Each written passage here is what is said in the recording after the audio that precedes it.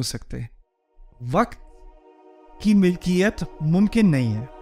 ایک چیز ہے جو آپ جو بھی کرو, جتنا بھی پیسہ آ جائے, جتنا بھی اقتدار آ جائے, ایک چیز ہے جو آپ کبھی بھی اون نہیں کر سکتے. وہ کیا ہے؟ وقت. اور وہاں اس نے اس ایک چیز کی ملکیت اپنے سامنے ثابت کی ہے, مالک یوم. اور اس سے بہت عظیم بات سامنے آ گئی.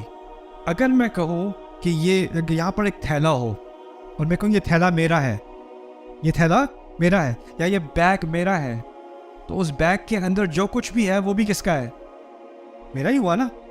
اگر اللہ اس دن کا مالک ہے تو کیا بات نکلی؟